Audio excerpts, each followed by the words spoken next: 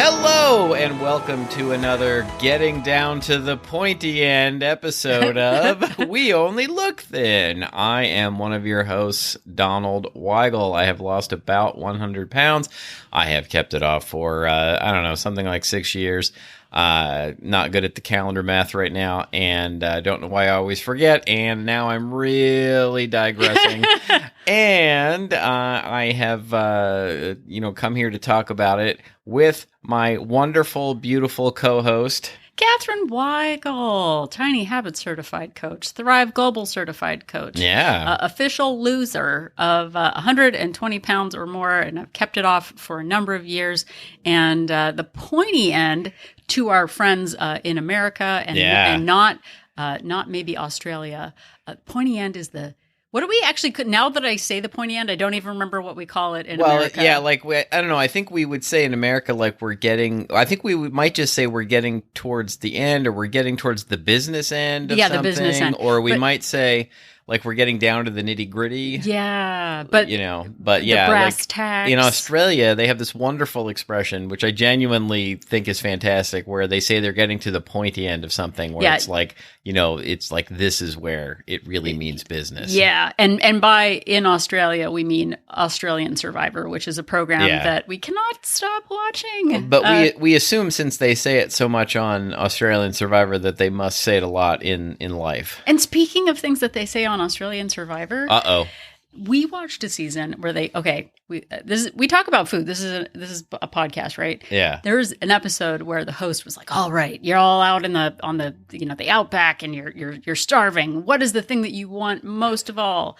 And a guy says, "I could really go for a Mexican parm." A Mexican parm, which I never heard of in America before. They do not have. We have like things that are Parmesan here that are parm. Yeah, like chicken parm or eggplant parm but like a Mexican parm. It's like a Mexican flavored.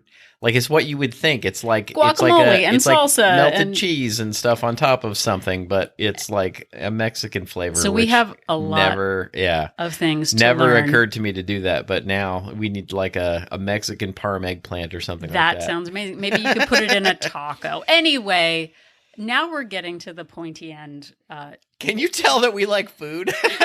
Can you tell why we gained all the weight that we had gained? We're not like those annoying podcasts who say just do it. We are still fighting after all of these years. I really need to figure out how many years we've been doing this now, where we have been maintaining for years and years. And this episode is about getting to maintenance. It sure is. And this is, continue, dear. Oh, it's okay. No, now I don't know. It wasn't all that interesting. This is part 6 of our series. Oh, it is 6. Okay. Yeah, part 6 of our series called Habit Elementary, where we started with part 1, as you do. And we've talked about the various stages of a health and fitness and weight loss journey. And we're now coming towards the end. I thought this part 6 was going to be the last one, but my wife surprised me by saying, no, there is going to be one more. I have more to say. I don't know what the one more is, but, I'll be as surprised as you when we record the next episode. I could do it and find out as a solo while you go do other things. Maybe we go get some steps or whatever. I would like to see you like set up the recording by yourself without me and see how that goes. Oh, okay. That's how it is. Okay. Well, you set it up, and I'll just let you do this. No, I don't know. Why are we getting so testy? I guess I don't know. Because it's this is our second podcast today that we've recorded. Donald still doesn't know how many schools he went to as a kid. On the last episode, he was like, I went to 9 different elementary schools. I'm going to call my parents. I actually am going to call my parents after this episode and ask them how many different schools I went to, because I can't remember as a kid. But I do remember this is the 6th episode of our series. We've never done 6 parts before, and we have based the idea upon Maslow's hierarchy of needs, where you have to satisfy your basic needs before you can move on. And so now we are getting, this is why we're at the pointy end. We're almost at the tippy top of the pyramid of Maslow's hierarchy. We've satisfied our basic needs. We've moved up, and now we have hit a goal weight. Oh my goodness. And those of you who are saying to yourselves, well, I am so far from hitting a goal weight, why would I be interested in this? Well, let me tell you.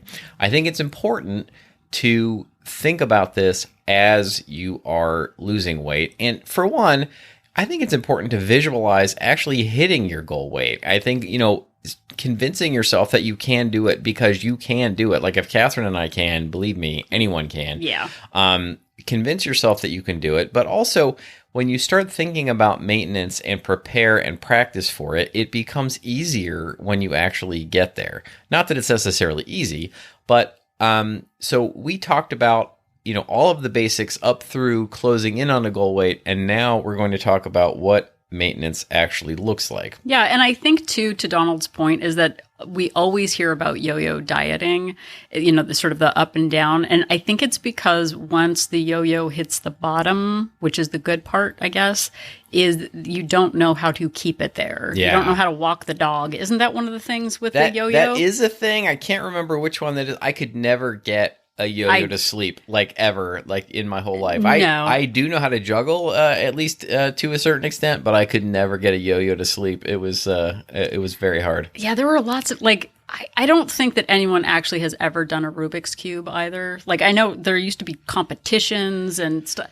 I don't know Yeah, how to I know do there's any of that video stuff. evidence to the contrary, but I think all those people just broke their Rubik's Cube That's apart what I and did. put it back together. I took all the stickers off. Yeah, no, I pulled mine apart and put it back together. Yeah. But in the last episode, we talked about what are your expectations of your weight loss goal and whether you're 100 pounds away from that or you're actually at that right now.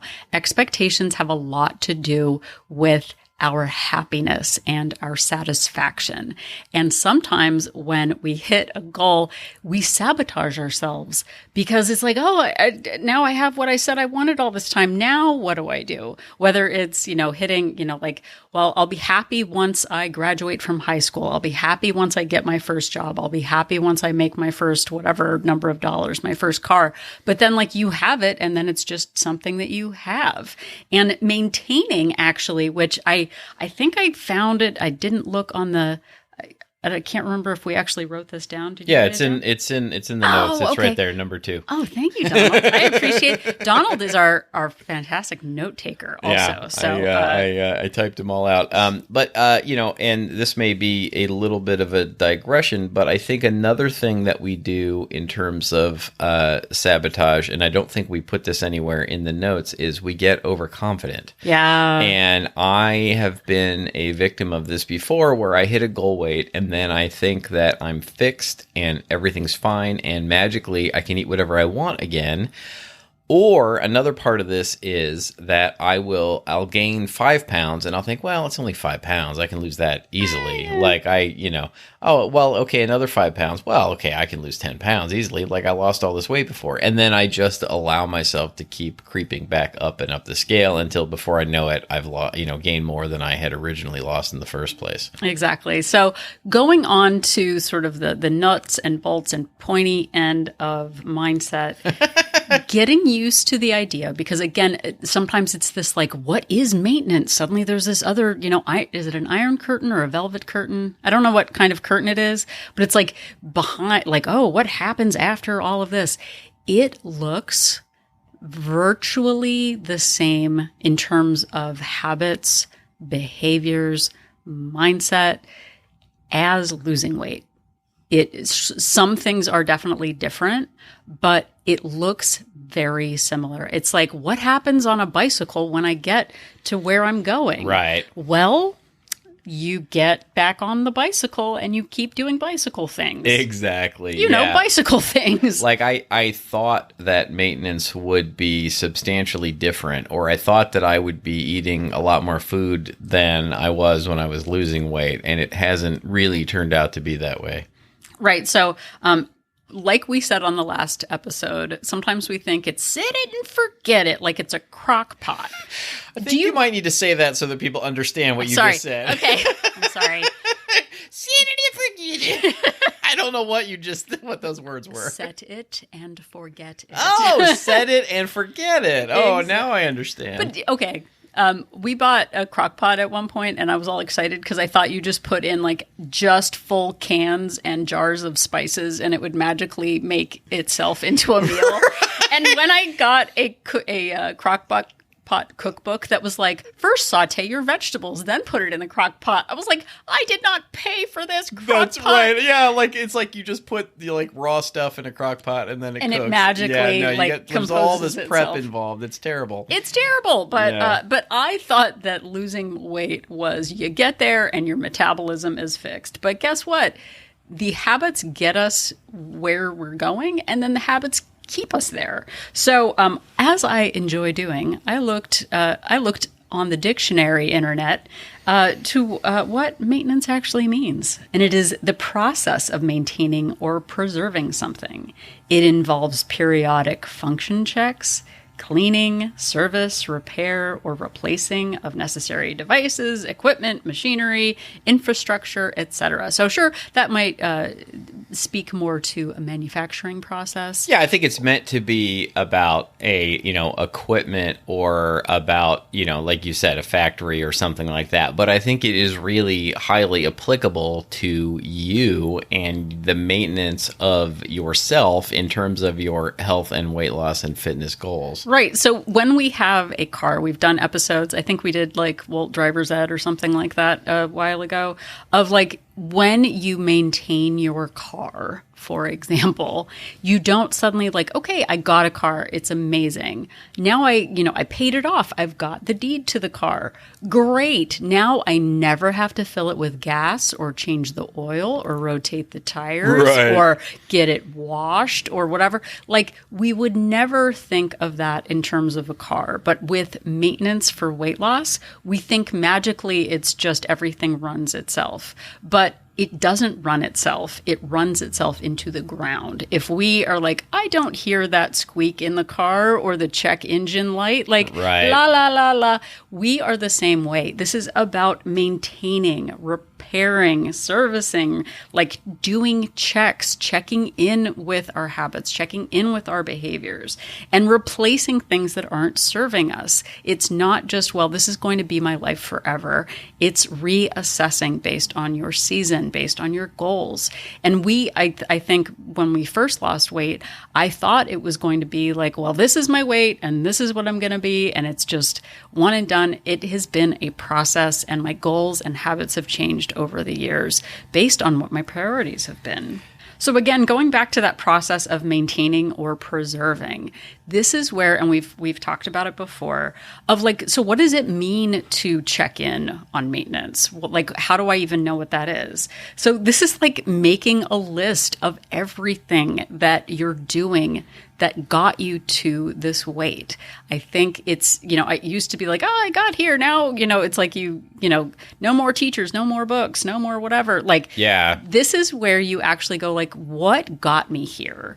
And we have talked before, we did an episode early on called Canary in a Coal Mine, where we talked about all of those little habits and behaviors and things that you have in place that like help you toward your health goal. It's not just a deficit. It's things like wearing my Fitbit, tracking my calories, going on daily walks, pumping up the volume, like eating satisfying foods, planning ahead, like strategizing and having policies.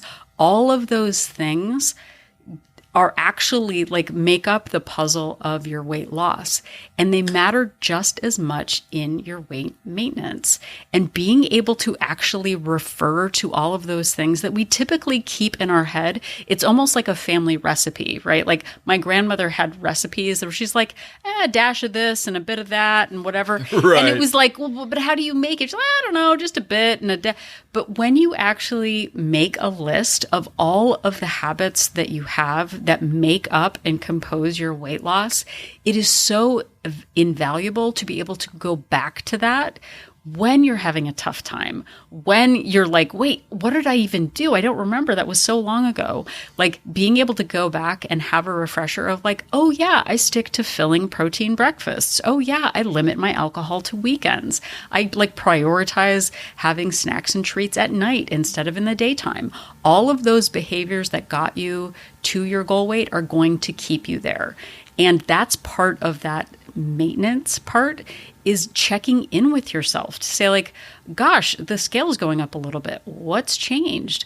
Oh, I haven't been hitting my step goal. Oh, I have been eating kind of more junk food recently because I hit my goal and I thought I had more flexibility. So having that canary list is really important. Wear that fitness watch, prep your food, continue your movement, continue with your tracking. All of that matters in maintenance. Yeah, and I think that on a personal note, whenever I hear anybody say, if I'm listening to an audiobook or a podcast or something, and I hear anybody say, make a list, my initial instincts are always, yeah.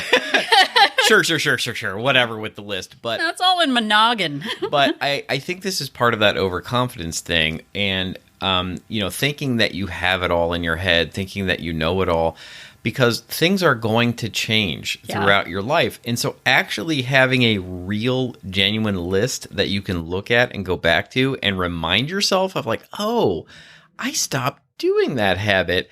And you know what? That was really effective when I did that. And having a list that you can go back to and actually looking at it is super helpful. Well, and I think it is hubris. There we go. I said the word hubris. Exactly. Hubris makes us think that we'll never forget. How could I forget?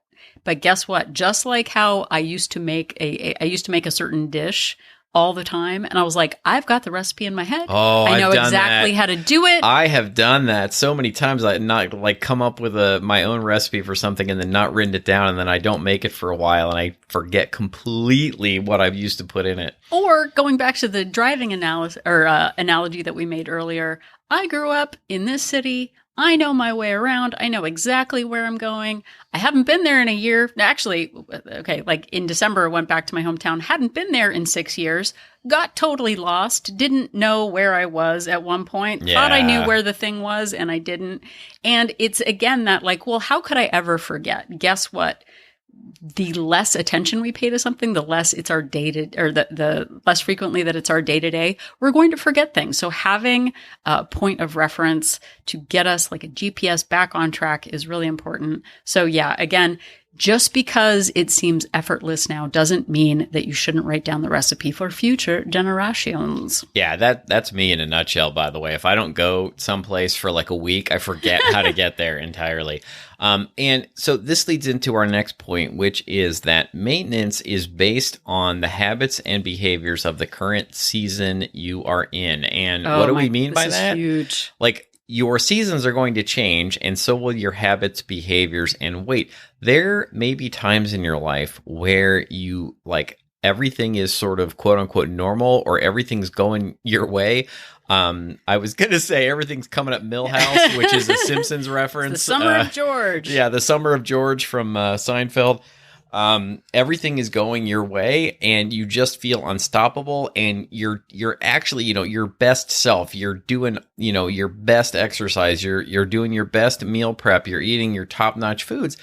But life is going to get in the way at one point or another. You're going to end up with illnesses or job situations or changing family priorities. Like, those things are going to happen, and you may not be able to do all of the, ideal, perfect things again. And so this is when you fall back upon the habits that you used in the early days. And, so you may go up and down the scale based on this. You may go up and down in your, food choices. You may go up and down in your exercise in this, and be prepared for it because it's going to happen. Well, and two, I think we did an episode called Winter is Coming. Yes, we did. Way back early in the day, where, again, using that word hubris, which means like you think you're all that. You think you're all that, and it's never going to change. When we don't prepare for setbacks, disappointment just is is so big. There are, like Donald said, illnesses, or like, oh, I'm running every day, everything is great. And then you twist your ankle and you're off your feet for a while. Like big life circumstances are going to change. I used to walk our daughter to school every day, and now she goes to school 30 minutes away and we're in the car all the time. Yeah. Like that is a big lifestyle change. Maybe you worked from home and now you're working in an office and your challenges are different. Maybe you are like, there are a few people in Wolt who are like having babies now, and their circumstances are changing. The season of their lives are changing.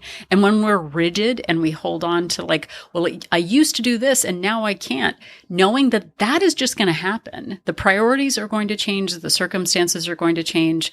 And it's important to just expect it so that you're not shocked by it. Yeah. And another part of this is, and I think I know I did this, I know other people who have done it, is that making a promise to yourself that you will never gain weight again, or that you'll never be a size blank again, whatever that size is, that isn't helpful. Because when we make these promises or pledges, it's based on what we know about our current season. Oh my gosh. And all of these things are going to change. And so part of the mindset of maintenance is really getting used to the idea of, and this sort of goes into the next section of the scale, but getting used to the idea of, your goal weight is really a range, and being comfortable with the fact that there's times where you're going to be at the low end of that range, and there's times where you're going to be at the higher end of that range. And going up and down the scale is part of the process. And then the last point I want to put upon the mindset section of this podcast is that you need to be prepared to pivot, and also pivot. Yep. And what does that mean? That means that as these things change, as your seasons change, and you can't do the thing that you've gotten used to doing anymore, you've got to be able to pivot and do something else, rather than just saying like, well, I can't go on my 6-mile bike ride anymore, so I might as well just do no exercise at all. It's about coming up with something new to do in its place when you can't do that thing that you've relied upon so heavily up until now. Well, and that's that whole identity thing of like, I identify as a runner for now, but now I'm going to focus on, maybe it's a more meal prep season, or maybe this is a time to focus on stretching or yoga. We'll talk about that more. But having more than one identity is really important. And what Donald said about like, I promised myself I would never be this weight again is like, please don't say that to yourself. I know I used to joke about that. I think when we first started the podcast of like, I'll wear a barrel before I ever wear a size X again. Right. And that I didn't have the experience of those seasons of life changing. And it's just so important throughout the entire process to be kind to yourself. Absolutely, for sure. So going into the scale part of this is a really tricky time for the scale, because at one point you were at a point where you were losing and you were getting accolades, and it was, the scale was moving and moving. Getting used to the scale being the same in maintenance can be really challenging for people, because they're used to that being like a place of like endorphin hitting, of like, or like dopamine of like, ooh, it changed. Yeah. Getting used to one number or a small change is really challenging for some people.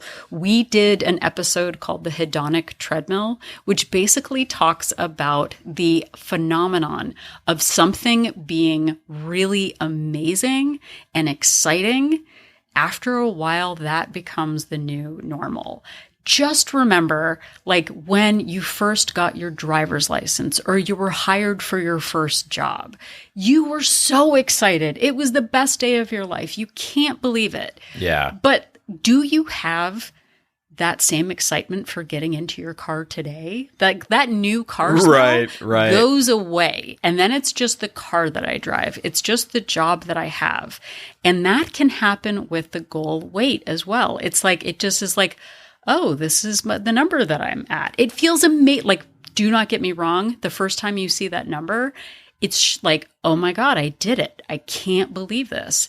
But that is part of the hedonic treadmill. It feels exciting and amazing, and then it feels normal. And when it feels normal, we feel scared.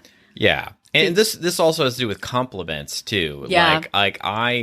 Whenever I hit a certain weight, I started getting a lot of compliments from people. And then it just sort of became like, well, this is what I weigh, and people stopped talking about it. And, I missed having people compliment me because it was just, they got used to it. And I just, was now, well, this is just the weight he is now.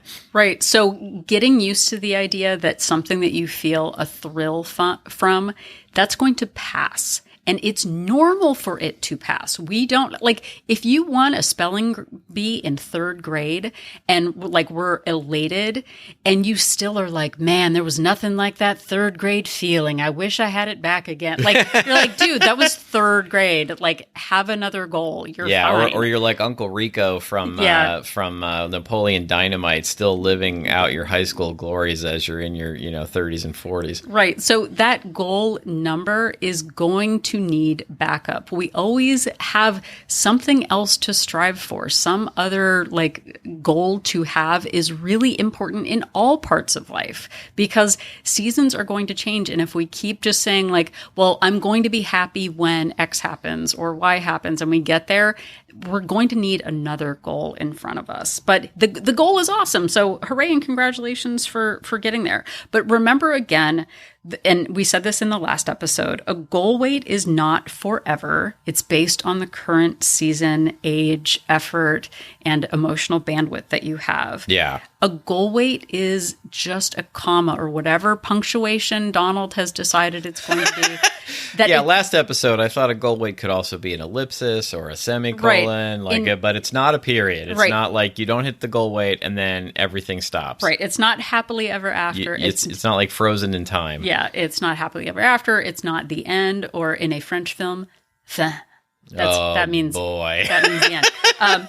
And it's a range, and you're going to have to determine that for yourself. Again, it might be if you're on the very low, someone who is maybe 120 pounds, which is, depending on your size or whatever, maybe that is your weight.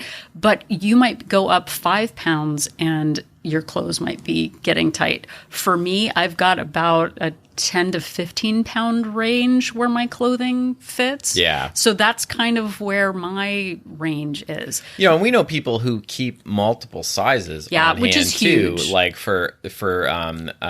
that the sizes are huge, but it's a really good idea to keep some clothes around that fit and that you're comfortable in. And, there was a point where, Catherine talked about making the joke about wearing a barrel rather than up a size. There was a time where I just got rid of all of my, certain size t-shirts. And, but having some around of multiple sizes, depending on what weight I am, based on the season is really helpful. Right. So, for example, in the summer, you might be much more active and doing, lots of outdoor activities and eating lots of strawberries, as Donald does. And then in the winter, you might find, which again is kind of what we find, is that when we go on vacation or when, the holiday season, at Christmas comes around, I go up about 5 to 7 pounds at the holidays, and having that as this is what the seasons of my life look like. I tend to be lower in summer, higher in winter, or vice versa.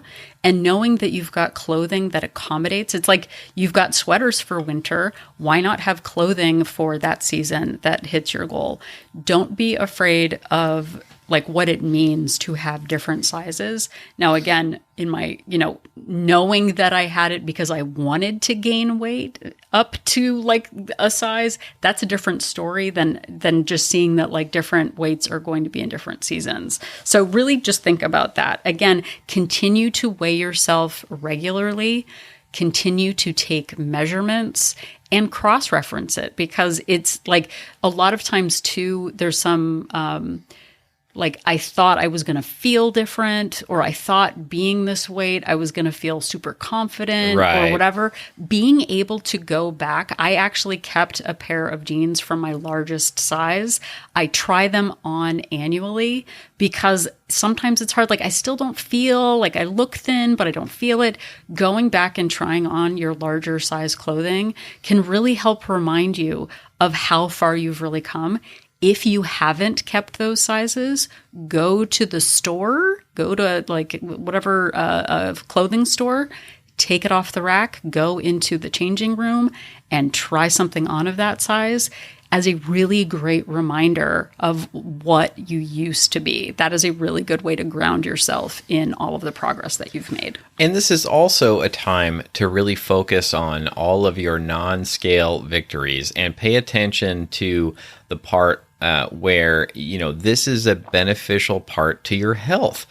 This is, losing weight really does, and I know some people don't like to hear this, but it really does help your blood pressure, your blood test results. And in my case, like I technically have type 2 diabetes, and this may not mean anything to people who don't know A1C, but when I was at my heaviest weight and I got diagnosed with the diabetes, I had an A1C of 8.5, Oh, wow. which is like really high. And I got it down to 5.5 almost entirely by losing weight. There was some medication involved in there, but I technically am below the diabetic range at this point. And, this is something I'm going to, have to keep an eye on for the rest of my life, but really focusing on that and also focusing on, I know this is the scale section, not the movement section, but, focus on all of the, your movement, your ability to continue to enjoy vacations, to continue to enjoy activities and things, all of those non-scale things. Exactly. And then another thing to keep in mind in terms of the scale, and maybe not everyone has this same experience, but for us in maintenance, we kind of have a constant battle with gaining weight over holidays and vacations and then spending the time afterwards trying to lose it. And keep in mind, it is much harder to lose weight than it is to maintain a weight. Yeah. But maintenance for us has been a lot of eating in a deficit because of our choice to have these indulgent vacation and holiday periods. And that has been the biggest surprise for me, is sort of what I thought, again, my expectation of what maintenance was going to be versus what it actually is. And so much of that has to do with movement and then again, what we choose to eat. So for me, when I started out, I thought it was going to be like, and I was actually interviewed on the Half Size Me podcast. I think our episodes are now behind a paywall, but I promise they were amazing episodes. Yeah, they might be worth paying for. Just the episodes we were on. Yeah. But I remember thinking like, I don't know, I'll just like right now I'm eating 1,700 calories a day. I guess I'll just eat 19. That's what maintenance is. Yeah. And it turns out it's much more complicated than that. Absolutely. So, and speaking of eating, now we move on to our food section of the podcast. Exactly. So we're going to talk about food. So I did a presentation in Wolt Place, We Only Look Thin Place, our Facebook-based accountability group, about losing weight and maintaining weight. And I posted a number of side-by-side photos of people who had made progress on their weight loss journeys, who had hit their goal weight, and a ton of side-by-sides. And my question that I posed to the group was, what do all of these people have in common? And some of the answers were they were motivated, or they, hit their goals, and they, were super cool people. Yeah. They all liked fishing. But they all played bridge. But what do all of these people in maintenance have in common? The actual answer was they still track their food. I will say it again. They still track their food. And when they do not track... That is calories. Yeah. When they don't track their food, they tend to gain weight. And this is a really big, maybe this should be in mindset, but this is a critical part of weight maintenance. There are people who and this is not me, there are people who are able to maintain their weight without tracking, but they do something. They eat very mindfully. They decide on their portions, they are super focused on it without tracking. But I have not been able to maintain my weight without keeping that budget in mind. Yeah, I haven't figured out what eating mindfully even 100% means after all of this. If I don't keep track of, it's sort of well, I'm spending mindfully, but if I don't know how much money I'm spending, I still end up overspending if I don't pay attention to exactly what it is. Right. So there are people in the group who, in Molt Place, who do practice portion control and putting down their fork between each bite and only having, filling foods at home and no snacks and that kind of thing. And that's amazing. I'm not saying that it isn't possible, but for Donald and I, when we stop tracking our food, our portions get bigger. Yeah, for sure. And our exceptions increase. Oh, it was just this one thing. Oh, I'm maintaining. So for Donald and I, keeping track of our calorie budget is just like knowing what our, credit card debt would be or our bank account numbers would be. We tend to, like I said, we overeat when we don't pay attention, and we gain weight when we don't pay attention. We are not absolved of weight gain. We don't have new fixed metabolisms. Tracking really does matter. And I know for those of you early in the process, and for me, tracking feels unfair. It feels like the rest of the world doesn't have to do it. And we can be kind of again, just going into that not fair thing. But is it not fair to, or disordered to track your A1C level? It's not disordered to pay attention to your budget, your actual financial budget. It is a way to pay attention and know whether or not you're staying on track for what your goals are. And so for us, I have let go of fair or not fair, or they don't have to do it, or she has to do it. For me, it helps keep me centered, and it's a way to take out the guesswork. So for me, it has been 7 years or so. I still track. When I don't track, I tend to gain weight. Yeah, same here for sure. So that is part of maintenance, is understanding that it is a very small price to pay time-wise, 3 to 8 minutes a day to keep weight off. That is a price I am willing to pay. And I don't see it as fair or unfair. I see it as actually a gift to know that it is that easy for me. It's like having GPS. Well, it's, I just want to know where to go, man. Follow the crows or the setting sun. For me, it just is, it's so helpful to know that I can always count on that to help me stay toward my goals. And look, I'll link to some episodes more specifically about tracking food if you need some more help with that. But we've done some deep dives on that. Right. So, okay. So I'll move on the food side of things. So we're going to be tracking. Again, I used to think it was just adding 200 calories a day, maybe just okay, I know my maintenance is 2,000 calories. My deficit is, 1,800 calories. That'll be it. But what maintenance has actually been is eating at a deficit quite often, and then, to compensate for those vacations that we do take. Yeah, for sure. So there are so many different ways to do maintenance, and we can't say that we are, we're not going to give you every single kind of scenario that there is, but we're going to give you 3 examples of things that you might want to audition. For me, it was not that extra 200 calories a day. I basically have learned that I eat at a deficit Monday through Friday. So this is just example number 1. It's continuing a daily deficit, eating the same foods that you ate while you were losing weight. Yeah. And then for me, it's indulging a bit more on the weekends. So I have deficit days, and then I have maintenance or actually probably eating over maintenance a couple of days. So that might be going out to dinner on a weekend or having a cocktail or, making an exception for an indulgence. And in the end, it averages out to weight maintenance. So that might be a way that you want to go. And for me, that's kind of what it's been for 7 years. That's largely me as well, with the exception of like throwing in, vacations and holidays in there as well. So that's really been us, is like deficit and then making up for calories on the weekend.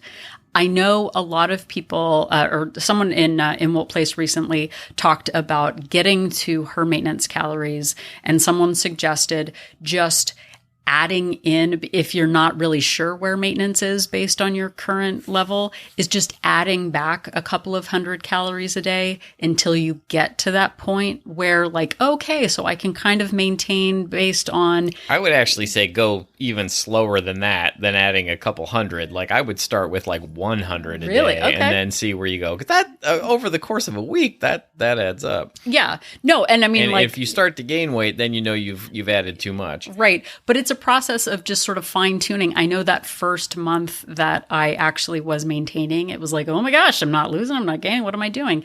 But again, it came out to looking at my average calories per week and then going like, oh, okay, so if I eat at, this many calories, I'm still kind of losing, but if I add a little bit more, then I'm maintaining. And that is really helpful to, like, it's not a science. It's not this magical thing. It has to do with all of the different factors of our lives. But seeing it as kind of a range is super important. And again, a thing might be that you're planning for big events. Maintaining can be eating at a solid amount 7 days a week, but then knowing as you're looking at the seasons of your life, this summer I'm going on an extended vacation or people are coming to visit. You know what that might mean? That might mean planning to eat at a deficit for a bit before people come to visit. Right. Then maybe I'm overeating while people are visiting. And then I'm going back to a deficit after they leave or after we get back from vacation. Most of our time is spent trying to lose weight that we gain on vacation or on holidays. Yeah. Like that is, we eat at a deficit a lot of the time because vacations are still hard for us. We've done episodes on how to sort of manage vacation habits, but when we're away from our home and our structure and like normal life, it can be difficult still. And it's not a like, oh no, I'm a garbage person, I can't believe it.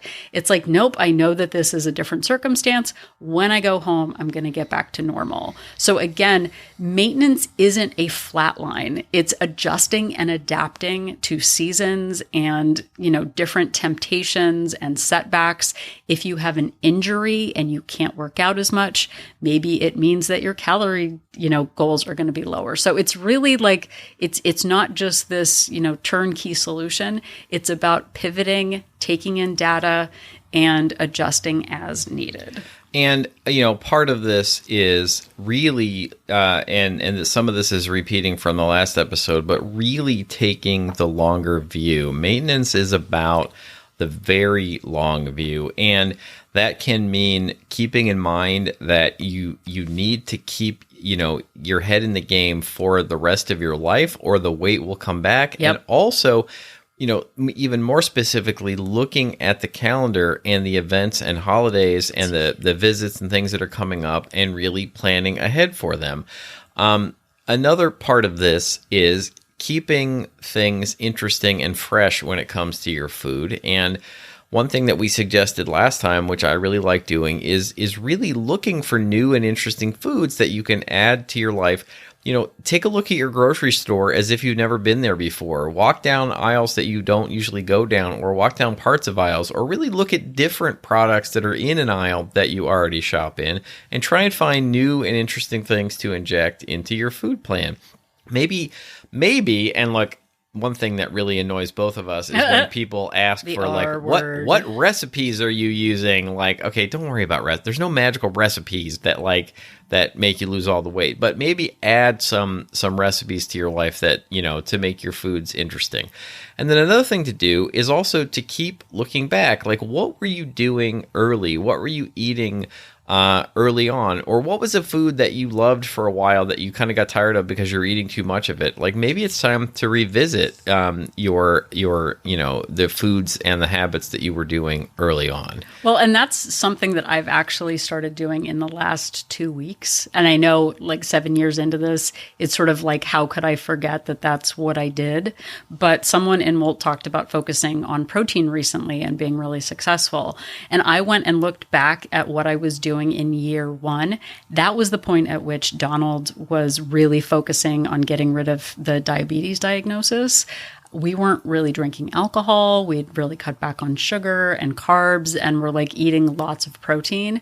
And in the last week, I was like, oh yeah, I feel a lot more full when I focus on protein and vegetables. Yeah. Like, you know, and it's sort of like, how could I forget that? Because it's been so long, it's really hard to remember those details. And I have really been focusing on protein and like deciding on cutting out more sweets because sweets had kind of become an issue for me post-Christmas.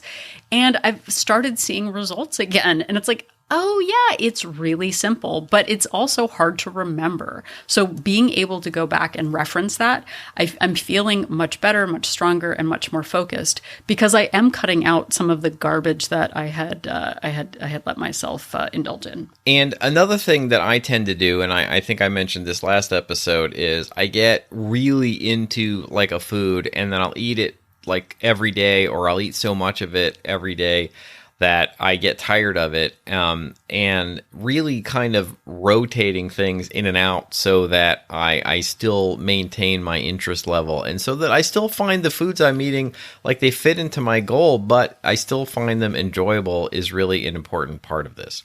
Okay, so moving into the movement section, and a lot of movement in maintenance is very similar to what we talked about before.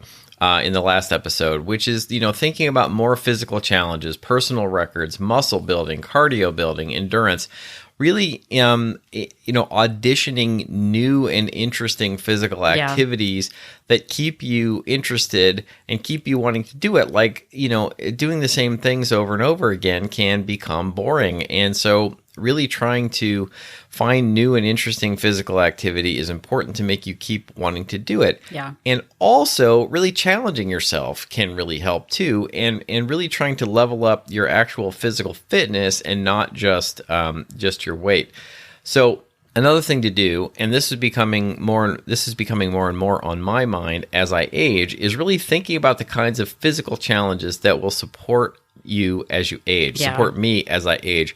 You know, think about, you know, strengthening the muscles that will help you like get up if you fall, that will help you like continue to be able to walk upstairs, you know, to be able to continue to get up and down out of chairs. Like, you know, we've all seen people as they age be, you know, no longer able to do those things and really need serious help. So focusing on those sort of practical life as I age physical activities is, I think, very important.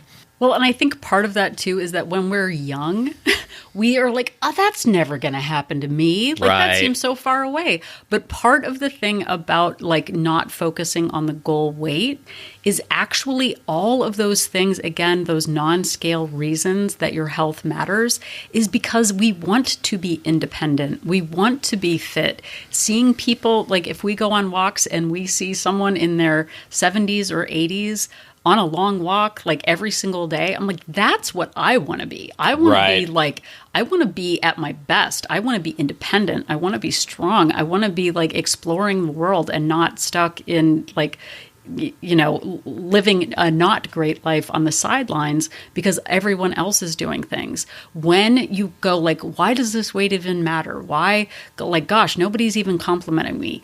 Thinking about our future selves is like so much a big part of what I'm doing now and what I care about. I want to be flexible. I don't want pain. I want to live my best life in the future, not in the past, like Uncle Rico. Yeah, like actually still being able to enjoy the things that you enjoy because you are fit enough to still do them. And it could be simple things. It doesn't have to be, things that involve running or climbing, but, really being able to, still enjoy all of your activities as you age is really important. And another part of this is, a reason to audition other physical activities is because after you hit a goal weight, a lot of these activities can feel very different. So different. Like once you're there, like when you actually can do some of these sports or physical activities without feeling like you're going to die, they become much more enjoyable. So auditioning things kind of again, and keeping in mind that maybe this time you would enjoy tennis or pickleball, where when you tried it when you were 50 pounds heavier or 100 pounds heavier or whatever, you didn't enjoy it because you found it such a slog. Right. And the same thing with me. There was a point at which early in the podcast where I was like, I'll never go to the gym again. I love walking. I love whatever. But I work from home now by myself. And I like actually seeing other human people. That I love Donald also. I just want to say that. I love you. I'm just putting it on the record. I love you also. But I now like being around other people working out. It feels fun and inspiring to see other people on a treadmill or lifting weights and seeing them change over time. So just because you didn't like something before doesn't mean you can't try it again and see if it feels different. I tried Zumba, like a year or two ago, and I was terrified. I'm new to the class. I don't know anything. What am I going to do? And I ended up having a blast. Now, I don't do it every day, but it's great to see like how my opinion changes over time or how my interests change. So don't think that just because you didn't like something before, just like a Brussels sprout, just remember, I used to hate Brussels sprouts. Now I love Brussels sprouts. You might love something that you hated before. So give it a try. And I think that I might have mentioned this recently on another episode, but I think too, sometimes when I try a new activity and I feel like I don't understand it. I don't know if I'm moving the right way. I don't know if I'm, if I'm just trying to figure out the basics of it. Sometimes I don't find that enjoyable, but if I push through and do it 3, 4, 5 times, and then I really start to get it, then I might break through and find, oh yeah, this actually is really enjoyable. And so not instantly giving up on things is another important piece of this. Exactly. So at this point, we've talked about the mindset, your scale, food, and movement, and maintenance is happening. It feels new. It feels different.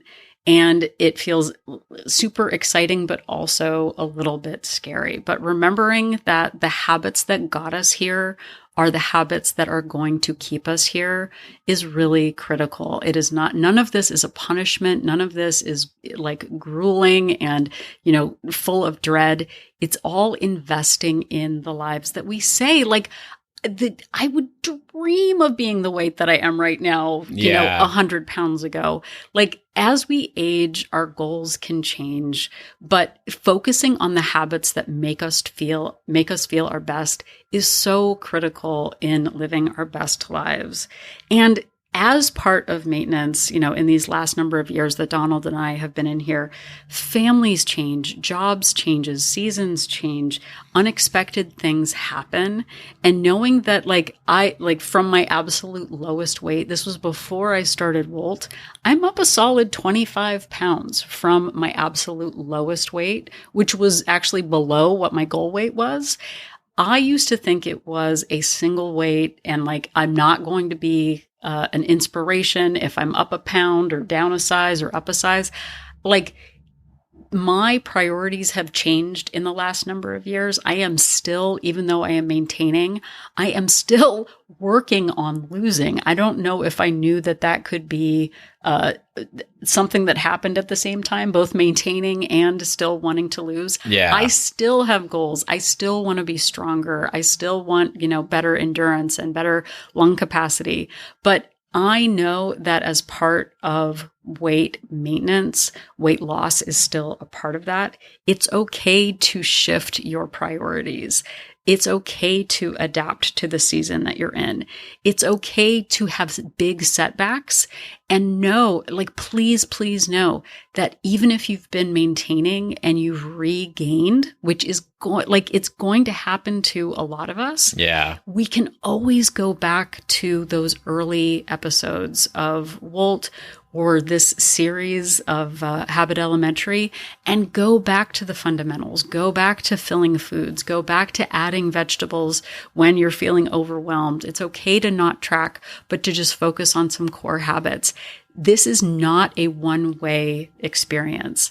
We have setbacks, we have regains, we have like crises that happen that throw us off of our goals. And knowing that it is okay to be vulnerable and go back to the beginning is really important. We've got people in Wolt, including me, where sometimes things are going super great and it feels like it's going to be forever. And then we have a setback. And knowing that we have a safe space to be who we are in our actual lives and start fresh again with all of the knowledge that we have and all of the support really matters. Regain where you feel shame, where you feel like, oh no, now like everybody thought I was this weight, now I've gained and this is embarrassing. That's when we spiral into serious regain, when we hide. The big benefit for us of having a podcast, other than inspiring everyone in the whole world, is knowing that like we have the opportunity to look at things differently, to approach it differently, to be honest. And like Brene Brown says, guilt is I did something bad. Shame is I am bad. And when we feel shame for regaining or losing our focus and we start hiding, again, that's where regain comes in. That's where we start like going back to those old habits and that old identity of I'm not worth it. I knew I couldn't do this. Staying present in our weight loss goals means showing up good day and bad day. It's not enough to just show up when things are great and like everything's a party. Showing up when it feels hard, like that's where the change comes in. Well, and keeping in mind that you can always do something and that doing something is better than doing nothing. And even if you're at a point where you just can't, you feel like you just can't do it right now, just maintaining or limiting the amount of weight that you gain is going to benefit you in the long run, and you're going to be happy that you did.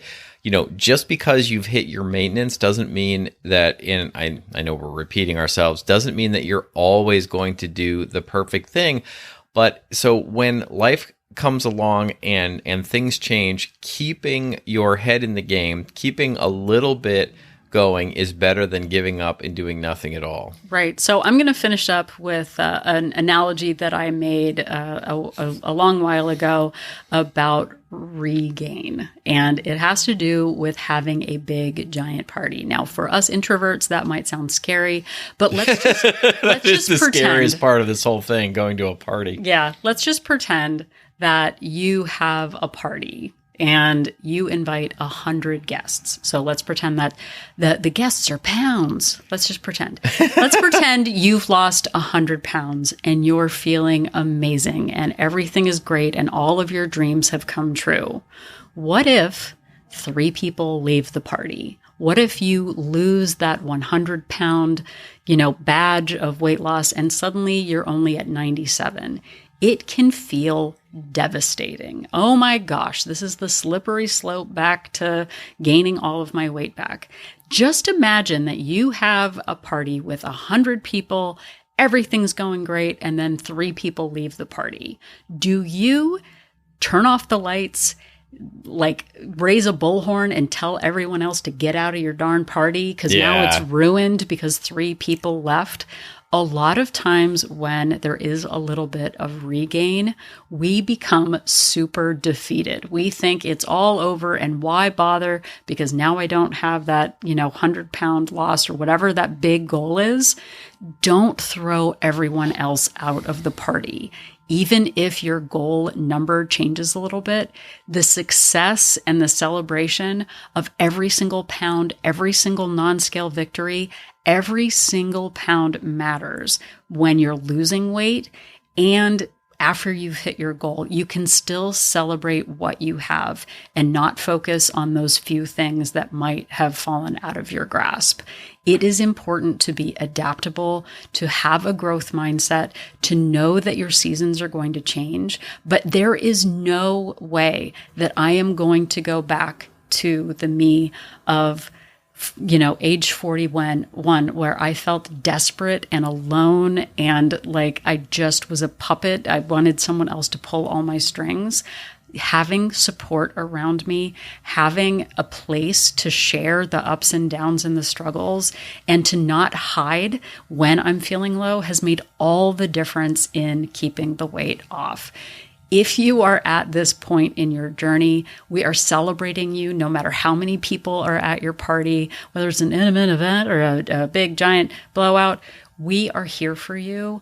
And Donald and I are here for each other. We still have times when we have setbacks and struggles, and being able to be honest about it in this platform and with each other and with ourselves has been critical. And so wherever you are on your journey, if you are celebrating 1 pound lost, 100 or more, anywhere in between, you are important, you are valuable, and you are totally capable of making healthy lifestyle changes for now and the rest of your life. It might not look the same for all of us, but we are all in this together. It is just so empowering to know that other people are going through this. We are so grateful for every one of our listeners. We are so grateful that you are on this journey with us.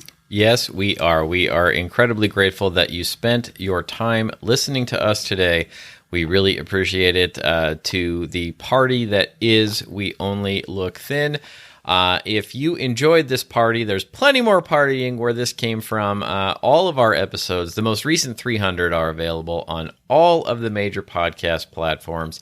And you can find them there wherever you found this one, or you can find all of our episodes back to episode 1 on our website anytime at weonlylookthin.com. Yep, and if you are at weonlylookthin.com, check out that link for Join Our Support Group to find out more about Wolt Place. Again, Wolt Place is not a weight loss plan, but we are a place for fellowship and accountability and sharing the ups and downs of our weight loss journey ventures. We have 2 subscription options, a monthly option with a 3-day complimentary trial and a 3-month subscription with a 7-day complimentary trial to see if Wolt Place is right for you. We have people maintaining, we have people who are just starting out.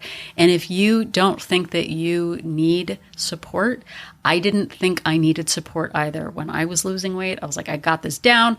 I got the calories down. I'm all good.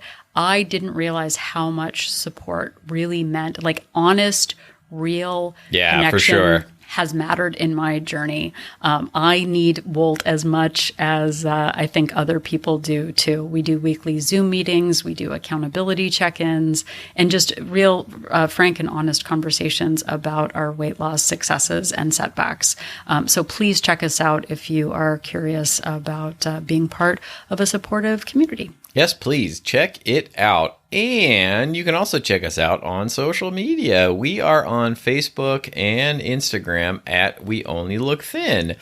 Or you can check in with us via email. We have an email address, which is weonlylookthin@gmail.com. We appreciate episode suggestions. We like questions. We'll do our best to answer them. You can also just say hello. Tell us what you like about the show. Give us a compliment. We appreciate those sorts of emails as well. You can do that once again to weonlylookthin@gmail.com. Yep. And if you have a couple of extra minutes, please head over to Apple Podcast and leave us a rating and a review. Each and every star that we get helps the Facebook algorithms boost us in the rating and let people know that we are out here. We also love getting reviews. It means so much after all of this time and energy. I mean, we have been doing this podcast for over 6 years. That is correct. We have done over 300 episodes. We do this because we care about you. We are doing this for free $99, and a way that you can can get, sorry, I said free 99. I know Donald is like, I don't understand what you're saying. We do this as a community service for people out there on their weight loss journey ventures, and it really makes a difference to us to know that we matter to you in your journey. So leave us a rating and a review. Makes us feel good, and it helps spread the word. Absolutely. And speaking of spreading the word, another way you can do that for us is to just tell somebody about the show. If you know somebody that would get something out of it, we would appreciate you telling them about us. We Only Look Thin. Or if you're in an online group, something like a Facebook group or a Reddit group or a Discord server, and it seems appropriate to give us a shout out, we really would appreciate it. It really helps the show grow. It's, if you feel like you got something out of it and you can pass along the good word to others, it would really help them. Yep. So if you're not sure if your next fitness purchase should be an actual treadmill or a hedonic treadmill, just remember that Donald and I are an inspiration.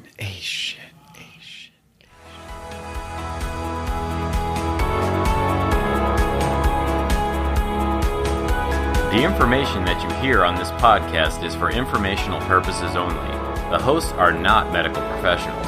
You should always consult with your doctor, nurse, or other certified health professional before beginning any diet or fitness program.